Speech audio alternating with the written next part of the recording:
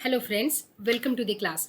आज के क्लास में हम स्टार्ट कर रहे हैं अपने न्यू चैप्टर को, दैट इज़ योर बायोमोलिक्यूल्स। ये है chapter 9 of your class 11th। तो अगर हम इस चैप्टर को देखें बायोमोलिक्यूल्स को, तो इसकी वेटेज नीट में बहुत बढ़ गई है। लगभग 5 से 7 क्वेश्चंस तो यहाँ से फिक्स है, आते ही आते हैं। ठीक है, तो वेटेज वाइज ये चैप्टर हमारे लिए क्या है, बहुत इंपॉर्टेंट है। अच्छा, अगर हम इस चैप्टर की स्टार्टिंग में इसके हेडिंग को अगर हम ध्यान से देखें तो बहुत सारी चीज़ें हमें ऐसे ही समझ में आ जाएंगी कि हम इसे पढ़ने वाले क्या हैं। सबसे पहली चीज़, आप बायो मॉलिक्यूल्स, यानी कि यहाँ पर हम कुछ लिविंग ऑर्गेनिज्म से रिलेटेड पढ़ने वाले हैं, यानी कि लिविंग ऑर्गेनिजम्स एंड ऐसे मॉलिक्यूल्स जो लिविंग ऑर्गेनिज्म में पाए जाते हैं। अब बात यहाँ ये आती है कि मॉलिक्यूल्स मतलब हम यहाँ क्या समझें। मॉलिक्यूल्स मतलब आपको समझना है यहाँ पर एलिमेंट्स से, ठीक है। एंड ये एलिमेंट्स मिल मिलकर हमारे बॉडी में क्या बनाते हैं, जैसे कि अब एमाइनो एसिड्स है ना। उसके बाद आप देखते हैं जैसे कि प्रोटीन्स है, एसिड सॉल्युबल इनसॉल्युबल है ना, पूल्स है, कार्बोहाइड्रेट्स है, लिपिड्स है, न्यूक्लिक एसिड है, बने तो एलिमेंट से ही है। तो वो कौन कौन से एलिमेंट्स पाए जाते हैं हमारी बॉडी में, वो मिलकर क्या बनाते हैं, और ये हम बात कर रहे हैं एक लिविंग ऑर्गेनिज्म की। तो इसीलिए इस चैप्टर का नाम है बायोमोलिक्यूल्स, यानी कि हम इसमें वो मॉलिक्यूल्स, वो एलिमेंट्स जो हमारे बॉडी में पाए जाते हैं, जो लिविंग ऑर्गेनिज्म के बॉडी में पाए जाते हैं, उनके बारे में हम पढ़ने वाले हैं। ये है चैप्टर का मतलब।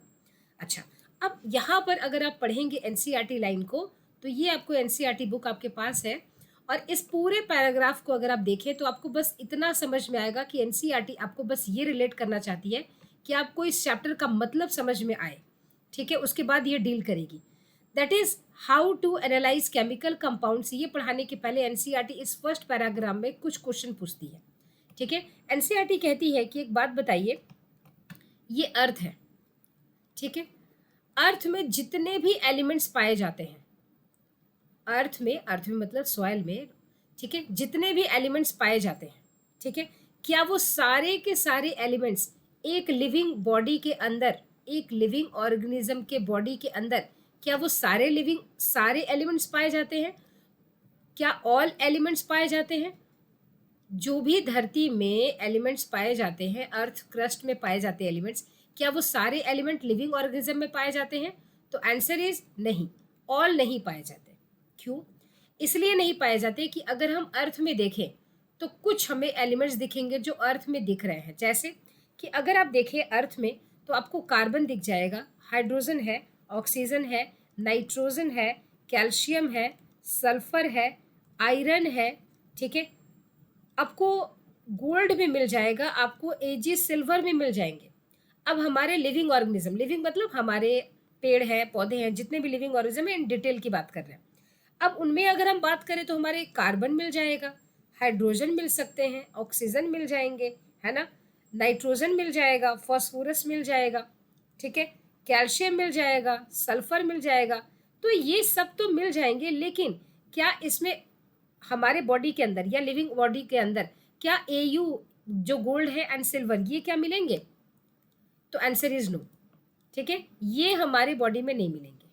ये क्या है, हमारी बॉडी में नहीं मिलेंगे। इसका मतलब ये हुआ कि जितने भी अर्थ के क्रस्ट में जो एलिमेंट्स पाए जाते हैं वो लिविंग ऑर्गेनिज्म के बॉडी के अंदर नहीं मिलेंगे, लेकिन जितने भी लिविंग ऑर्गेनिज्म के बॉडी में जो एलिमेंट्स पाए जाएंगे वो अर्थ में जरूर मिलेगा, ठीक है। जितने भी लिविंग ऑर्गेनिज्म के बॉडी में मिलेंगे एलिमेंट्स, वो सारे के सारे अर्थ में जरूर मिलेंगे, लेकिन अर्थ में जितने मिलेंगे एलिमेंट्स वो बॉडी में नहीं मिलेगा, ठीक है। बहुत बढ़िया। अब यहाँ पर एक क्वेश्चन है, यानी कि all living organisms have same element which is present in earth crust. अब इस लाइन को अगर आप लिख लें, अगर इस लाइन को अगर आप नोट करके लिखना चाहें, तो ये नोट वाली लाइन यही है, नोट करके लिखना चाहें जो हमने अभी बात की, तो लाइन नंबर 1 सबसे पहले स्टेटमेंट, यानी कि ऑल एलिमेंट्स ऑफ क्रस्ट, ठीक है, all elements present in earth crust are also present in living organism, या वो लिविंग ऑर्गेनिज्म में वो सारे के सारे प्रेजेंट है, ऑल एलिमेंट्स। तो आंसर इसका क्या होगा? नो। जैसे हमने एग्जांपल AU एंड AG का देखा। सेकेंड स्टेटमेंट है कि all living organisms have same element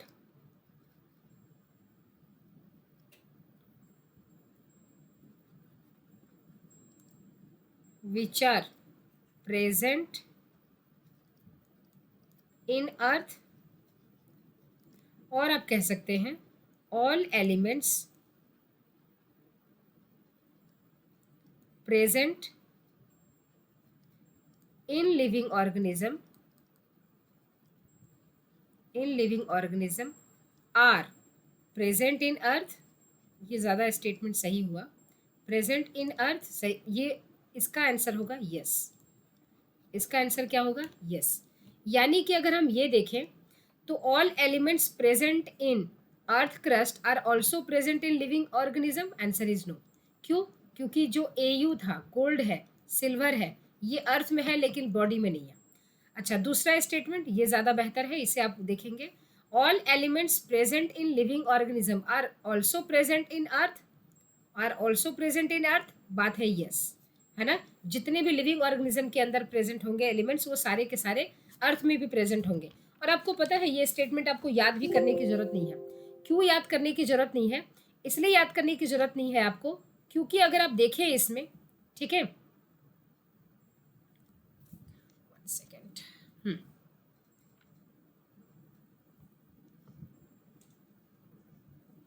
क्योंकि अगर आप इसमें देखें तो आखिर हमारे बॉडी में अगर कोई एक छोटा सा एग्जांपल लेती हूँ, मान लीजिए यहाँ पर एक ऑर्गेनिज्म है, कोई भी, हम आप कोई भी, है ना, कोई भी जानवर है, कोई भी ऑर्गेनिज्म है, एक ऑर्गेनिज्म है, चाहे ये वेजिटेरियन हो, चाहे ये नॉन वेजिटेरियन हो, चाहे ये फर्स्ट ट्रॉपिक लेवल में लाई करता हो, सेकेंड ट्रॉपिक लेवल में लाई करता हो, थर्ड ट्रॉपिक लेवल में लाई करता हो, कहीं भी लाई करता हो, ठीक है, इसके पास जो एनर्जी का सोर्स है, आखिर प्राइमरी सोर्स ऑफ एनर्जी तो एक प्लांट ही है ना। अब ये जो प्लांट है, ठीक है, ये प्लांट है, इसी ने फूड बनाया। अब इसी प्लांट के थ्रू, ये फर्स्ट ट्रॉपिक लेवल है, ये क्या है? First trophic level. अब इसी प्लांट के थ्रू फूड कहाँ गए? कोई भी हर्बीवोर मान लीजिए, सेकेंड ट्रॉपिक लेवल में। अब इस सेकेंड ट्रॉपिक लेवल से फूड कहाँ गया? थर्ड ट्रॉपिक लेवल में। और यहीं से फूड मान लीजिए आपके पास आया या किसी और ऑर्गेनिज्म से पास आया।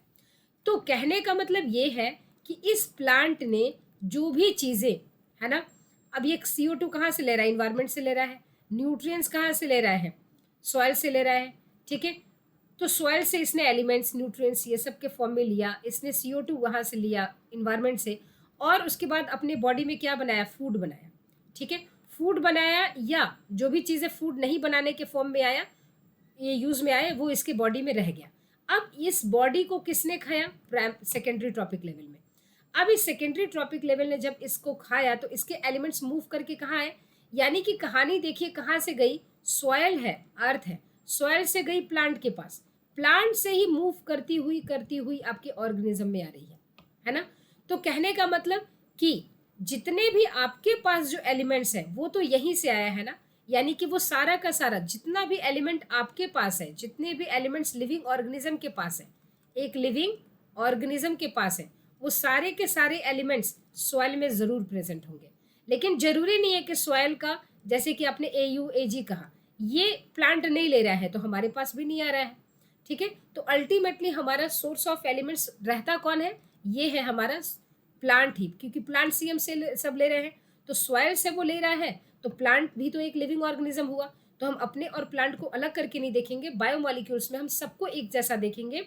इसका मतलब ये हुआ कि सॉइल से ही एलिमेंट्स मूव कर रहे हैं हमारे पास, और ट्रॉपिक लेवल के थ्रू वन ट्रॉपिक लेवल से अलग में मूव कर रहे हैं। बढ़िया। अब इसके लिए NCERT एक चीज़ समझाती है कि जितने भी आपके पास मॉलिक्यूल्स, ये सारे चीज़ें हैं, है ना, हमारे बॉडी में, जैसे कि मान लीजिए ये एक टिश्यू है या सेल है या कोई भी ऑर्गन है, ये टिश्यू मान लीजिए, है ना, ऑर्गन मान लीजिए, कोई ऑर्गेनिज्म मान लीजिए, कुछ भी मान लीजिए इसे। अब ये क्या है?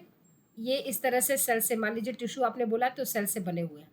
अब इनके बारे में, यानी इस पीस ऑफ टिश्यू के बारे में मुझे अगर पूरी जानकारी हासिल करनी है कि इसमें कौन कौन से बायोमॉलिक्यूल्स है, है ना, उनको कैसे हम पढ़ सकते हैं, कैसे हम देख सकते हैं, कैसे पूरी इंफॉर्मेशन ले सकते हैं।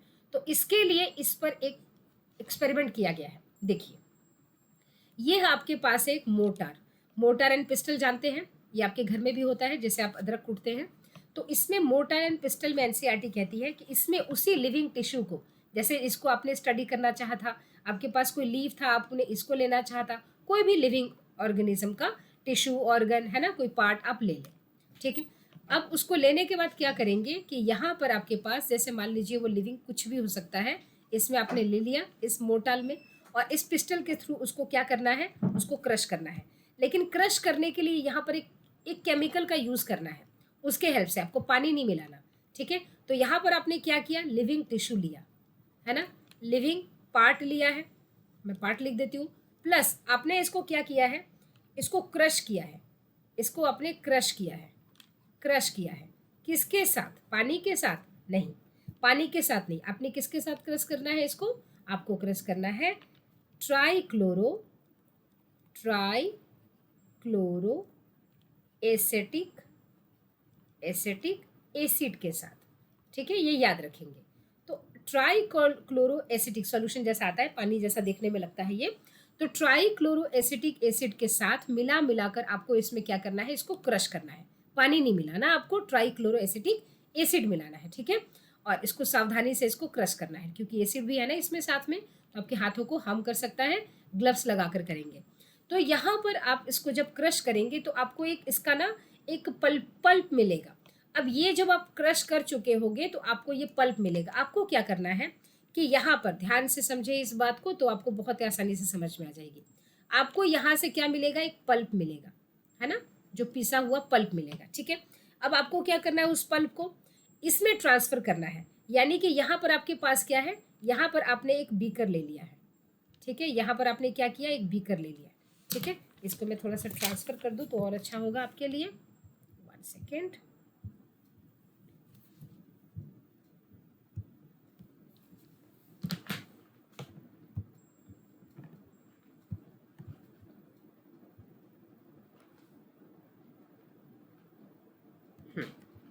ठीक है, नाउ सी,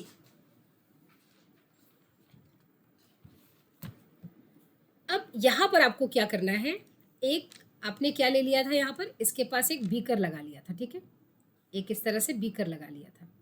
ठीक, यहाँ पर अब जब आप देखेंगे इस बीकर में, है ना, और आपने यहाँ पर क्या किया था, फन्ने ले लिया था, और इसमें क्या किया था, आपने इस पल्प को ट्रांसफर कर दिया था। ठीक है, और यहाँ पर क्या किया था आपने यहाँ पर क्या किया था, एक मसलिन क्लॉथ लगा दिया था छानने के लिए, आपने एक मसलिन क्लॉथ लगा दिया था यहाँ पर। ठीक है, एक मसलिन का क्लॉथ लगा दिया था यहाँ पर। ठीक है, ताकि आप आसानी से इसे छान सकें, नीचे लगा सकते हैं, ऊपर लगा सकते हैं। ठीक है, जहाँ मर्जी वहाँ लगा सकते हैं, बट इसे छानना है। अब आप देखेंगे कि यहाँ पर क्या हुआ कि इस मसलिन क्लॉथ को लगाने के साथ ही कुछ चीज़ें यहीं रुक गई। ठीक है, कुछ चीज़ें यहीं रुक गई, लेकिन वहीं पर कुछ चीज़ों ने क्या किया, यहाँ पर वो आकर छन गई हैं। यानी कि वो क्या हो गई, यहाँ आकर छन गई हैं। तो कुछ चीज़ें आप देख रहे हैं यहाँ पर आकर छन गई हैं, है ना, बॉटम में यहाँ आ गई हैं। ठीक है, कुछ चीज़ें यहाँ आ चुकी हैं, और कुछ चीज़ें क्या है, ऊपर ही छन कर रह गई हैं। ठीक है, अब जो चीज़ें यहाँ छन गई हैं, ठीक, उनको कहते हैं पैलेट, उनको क्या कहते हैं, पैलेंटेड। ठीक, और जो चीज़ें यहाँ पर छन के आ गई हैं उनको हम क्या बोलते हैं, फिल्ट्रेट, फिल्ट्रेट। ठीक है, यानी कि जो छन के आ गई है। अब आती है बारी यहाँ से बात समझने की।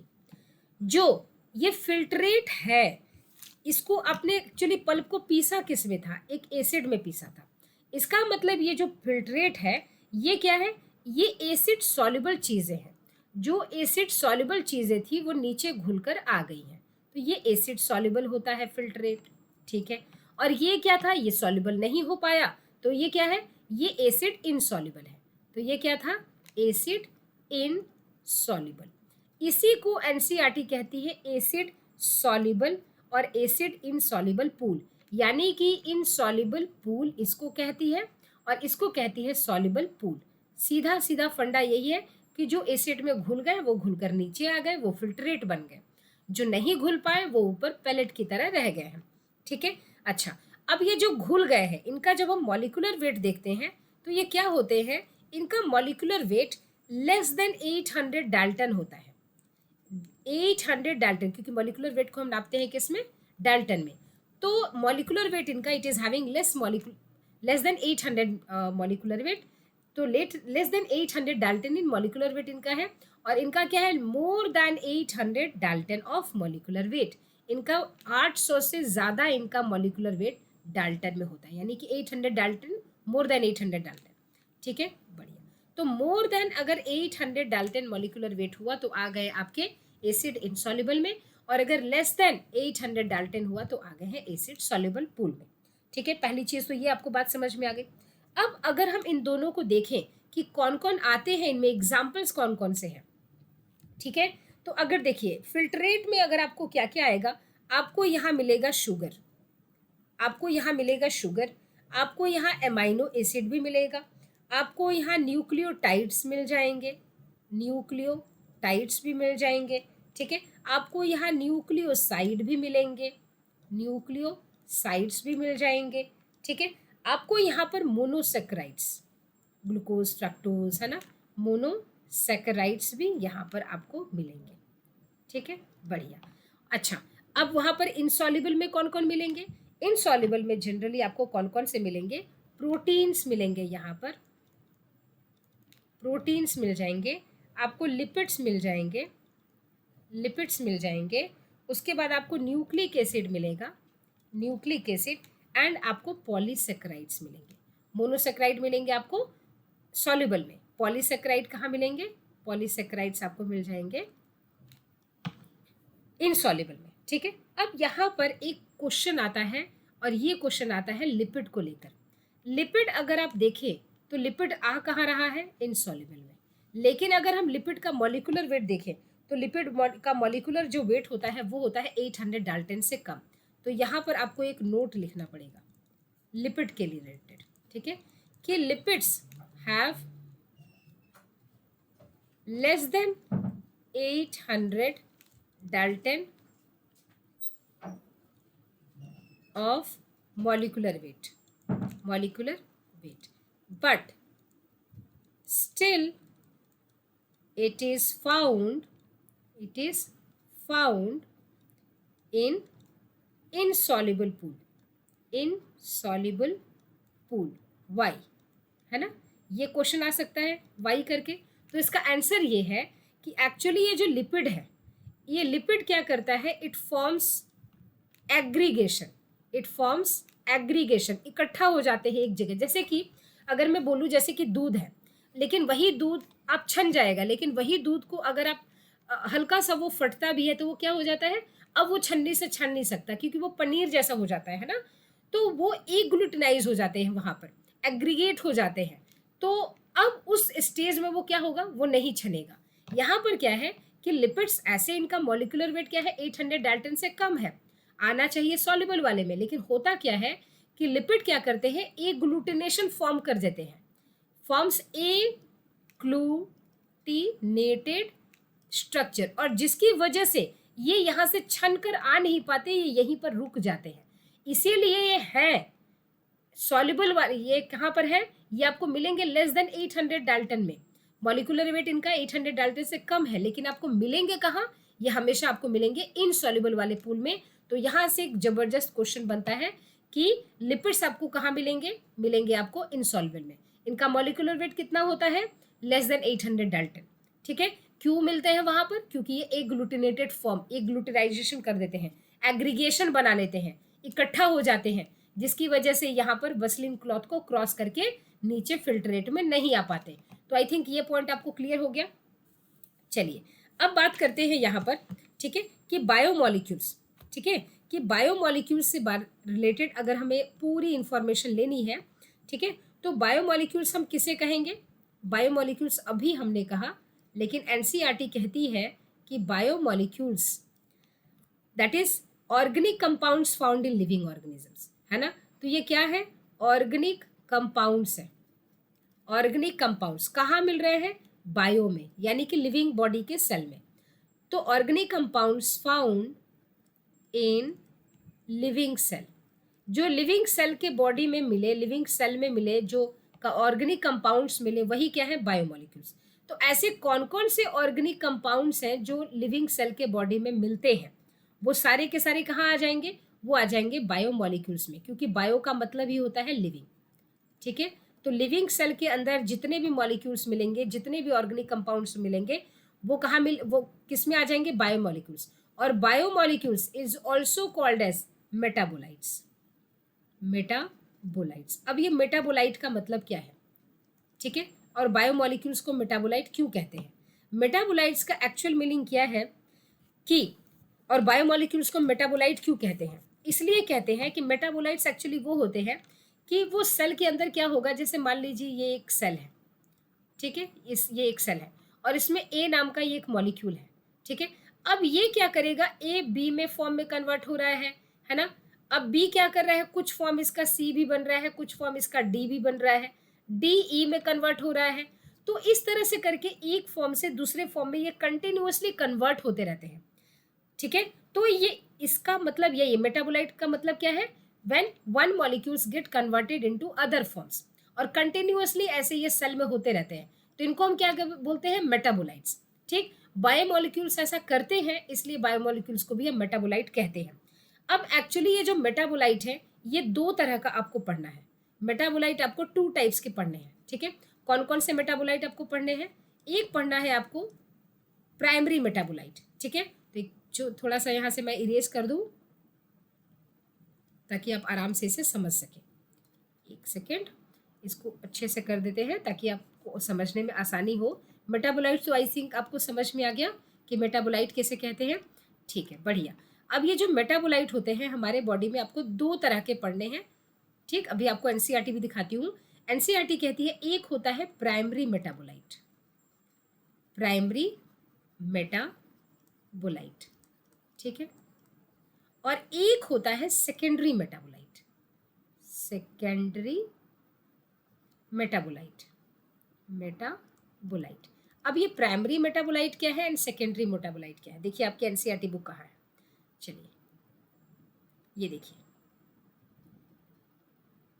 यहाँ आपको मिलेगा primary metabolite and secondary metabolite. ये देखिए, देखिए primary metabolite and secondary metabolite, ठीक है।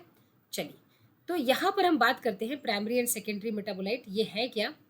एनसीईआरटी के फ्लो के साथ हम नहीं चल रहे हैं, कंटेंट हमारा एनसीईआरटी का है, क्योंकि एनसीईआरटी ने कुछ कुछ चीज़ों को एक साथ नहीं समझाया है, कुछ चीज़ों को समझाकर फिर उसका पार्ट कहीं और समझाया है, ठीक है, उसका पार्ट कहीं और समझाया है। तो हम एक लिंक बनाकर समझ रहे हैं, जैसे कि मैं पहले आपको एमाइनो एसिड पढ़ाऊंगी, उसके बाद मैं तुरंत आपको प्रोटीन पढ़ा दूंगी, लेकिन आपको ये फॉलो नहीं किया गया। देखिए इसमें क्या करते हैं, इसमें आपको उसके बाद मैं आपको एंजाइम पढ़ा दूंगी। एनसीईआरटी एंजाइम सबसे लास्ट में पढ़ाती है, तो ना एक लिंक आप नहीं जोड़ पाएंगे अगर आप एनसीईआरटी को डायरेक्टली पढ़ेंगे। लेकिन अगर आप इसके अकॉर्डिंग चल रहे हैं, जो मैं आपको बता रही हूँ, इसको थोड़ा सा ध्यान से सब्र से देखें तो आपको ये फ्लो समझ में आ जाएगा कि इसको करना कैसे है, ठीक। अब देखिए जो प्राइमरी मेटाबोलाइट है, सबसे पहली चीज़ कि जो हम मान लीजिए कि हमारे बॉडी में, ठीक है, कोई भी चीज़ हम खा रहे हैं डाइट के थ्रू, जो हम खा रहे हैं, ठीक है, अब उसका हमारे बॉडी में, ठीक है, एक आइडेंटिफिएबल रोल है। एनसीईआरटी इसके लिए लिखती है identifiable role, having identifiable role. अगर इसका एक आइडेंटिफिएबल रोल हमारे बॉडी में है, ठीक, जैसे हमने ग्लूकोज बॉडी में लिया, ठीक है, ग्लूकोज का हमारी बॉडी में एक आइडेंटिफिएबल रोल है, डायरेक्टली इन्वॉल्व है। फ्रक्टोज हमने लिया, आइडेंटिफिएबल इसका रोल है। एमाइनो एसिड्स हमने लिए, आइडेंटिफिएबल रोल है। जो न्यूक्लिक एसिड्स हैं उनका एक आइडेंटिफिएबल रोल है। सो हैविंग डिफाइंड रोल, जिनका रोल हमें पता है। तो प्राइमरी मेटाबोलाइट क्या है, जिनका एक डिफाइंड रोल है, which are having a defined role in our body, ठीक। अच्छा, अब सेकेंडरी मेटाबोलाइट क्या है। अब सेकेंडरी मेटाबोलाइट क्या होते हैं, जिनका हमें, ठीक है, जिनका हमें डिफाइंड रोल नहीं पता, not have defined role, not have defined role, defined role, ठीक है। क्या हम इनको डाइट से खाते हैं, बिल्कुल नहीं। तो ये बॉडी में कैसे बन जाते हैं, ये क्या होते हैं, जैसे मान लीजिए ये बॉडी में बनते कैसे हैं, जैसे मान लीजिए ए नाम का एक प्राइमरी मेटाबोलाइट था। ये क्या था? एक प्राइमरी मेटाबोलाइट है। अब ए नाम का प्राइमरी मेटाबोलाइट, ठीक है, बी नाम के प्रोडक्ट में बना और इसके साथ एक एक्स नाम का बाई प्रोडक्ट भी बन गया, है ना। ये क्या था? इसका मेन प्रोडक्ट बना, मेन प्रोडक्ट बना, ठीक है। और इसके साथ ही ये जो था ये बाई प्रोडक्ट बन गया। अब ये जो बाई प्रोडक्ट बना ना, अब इसको आप कहेंगे कि ये एक सेकेंडरी मेटाबोलाइट है हमारी बॉडी में। इसको आप कहेंगे सेकेंडरी मेटाबोलाइट, क्योंकि मेन प्रोडक्ट का काम तो आपको पता होगा, लेकिन सेकेंडरी मेटाबोलाइट का कोई काम हमें पता ही नहीं है। Secondary metabolite. अब ये क्या होगा? Secondary metabolite. ये plant cell and fungi cell के अंदर बनते हैं और एक तरह से वेस्ट प्रोडक्ट हो सकते हैं। ये क्या होते हैं? जनरली आप देखेंगे प्लांट सेल के अंदर बन रहे हैं, ये फंगाई के अंदर बनते हैं, ठीक है। और ये एक तरह से ये क्या होते हैं? वेस्ट प्रोडक्ट होते हैं, वेस्ट प्रोडक्ट होते हैं, ठीक। तो इनको आप सेकेंडरी मेटाबोलाइट कहते हैं। जो एग्जाम आएगा, एग्जाम में आपको पूछा जाएगा, ठीक है, कि जैसे कि क्या क्या है। अगर मैं आपको एग्जाम्पल एक लिखवा दूं, ठीक है, कि प्राइमरी मेटाबोलाइट के अंदर आपको क्या क्या चीज़ें याद रखनी है, तो ध्यान से रखें यहाँ पर। जैसे कि अगर आप देखें, प्राइमरी मेटाबोलाइट की बात कर रही हूँ, ठीक है। तो primary metabolite and secondary metabolite में आपको याद रखना है, जैसे ग्लूकोज है, फ्रक्टोज है, अमाइनो एसिड है, न्यूक्लिक एसिड है, ठीक है। ये सब क्या है? ये सब प्राइमरी मेटाबोलाइट्स है, ठीक। अच्छा, अब जैसे सेकेंडरी मेटाबोलाइट की बात कर लें, जैसे कि मान लीजिए गम है ना, गम बना है, ठीक है। उसके बाद मॉर्फिन बना है, मॉर्फिन, मॉर्फिन। उसके बाद मान ये बना है आपके पास रबर है, रबर, रबर, ठीक है, रबर बना है। उसके बाद राइसिन बना है, उसके बाद एल्ब्रीम बना है। ये सारे एग्जाम्पल्स आपके बुक में है, ठीक है। एल्ब्रीम है, कॉनकैवेलिन ए है, कॉनकैवेलिन ए है, ठीक है। ये सारे किसके एग्जाम्पल हैं? हाँ, सेलुलोज है, सेलुलोज है। Cellulose dead part of plant में होता है, ठीक है। तो सेलुलोज भी होगा, सेलुलोज है। ये क्या हो गए? ये सारे के सारे क्या है? सेकेंडरी मेटाबोलाइट्स के एग्जाम्पल्स हैं, ठीक।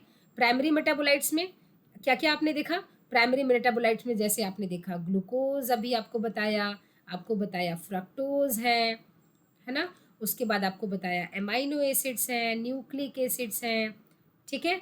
उसके बाद आपको अगर बताया जाए कि स्टार्च है, बिल्कुल है, ठीक है। उसके बाद अगर आपको बताया जाए कि हाँ एडेनिन होगा, एडेनिन बिल्कुल होगा, एडेनिन भी होगा, ठीक है। तो ये सब क्या है?